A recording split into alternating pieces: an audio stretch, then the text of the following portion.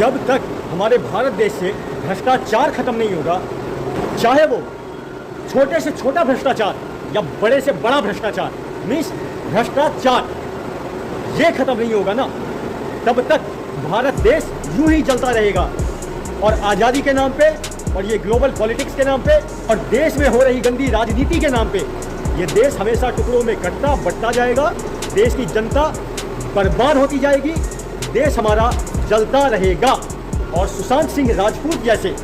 होनहार लोग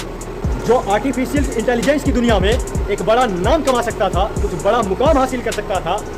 देश की जनता के लिए आने वाले भविष्य के लिए कुछ बेहतर कर सकता था, जिसने ऑल इंडिया रैंकिंग में 7वां रैंक हासिल किया इंजीनियरिंग जैसे क्षेत्र में, जिसने अपनी दुनिया को एक्सप्लोर करने के लिए चंद्रमा जैसी जगहों पे ज़मीन तक ले डाली, जो फिजिक्स का कीड़ा हुआ करता था, जो विज्ञान की नई नई खोज कर रहा था, जो कृषि जैसे क्षेत्र में आने वाले दिनों में एक नया मुकाम हासिल करने वाला था, और पता नहीं कितनी ही तरह की चीज़ें, एक अकेला इंसान क्योंकि वो आत्मा से एकदम पवित्र था। ऐसे ऐसे लोग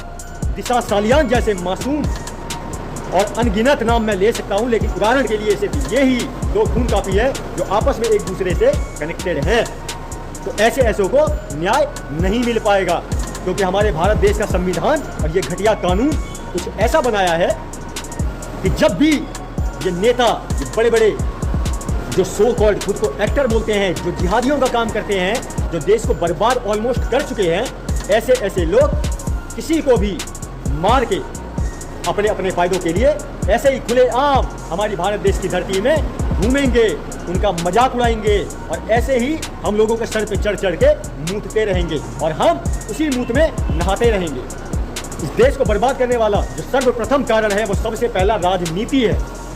अगर हमारे देश में भ्रष्टाचार नहीं होता या अब भी खत्म किया जा सकता था, तो ये एकनाथ शिंदे जैसे और ये देवेंद्र फडणवीस जैसे नेता आपस में साठगांठ करके और ये उद्धव जैसों के साथ, ये एनसीपी के शरद पवार जैसों के साथ और इनके जो ये परमवीर सचिन वाजे, इन जैसों का इस्तेमाल कर करके अपने अपने फायदों के लिए ये सरकारों में तख्ता पलट, ये अपनी पार्टियों के टुकड़े करके एक नया गठबंधन का नाम देना एनडीए का, और मौजूदा सरकार, मौजूदा केंद्र सरकार में जाके मिल जाना ताकि एक दूसरे को बचाया जा सके। वाह रे वाह, देश की जनता आज की डेट में बेवकूफ़ नहीं रह गई, सब जानती है। और तुम लोगों से उम्मीद बिल्कुल अब हार चुकी है, हो चुकी है। अब एक न्याय की उम्मीद वो जो ऊपर बैठा हुआ है त्रिनेत्रधारी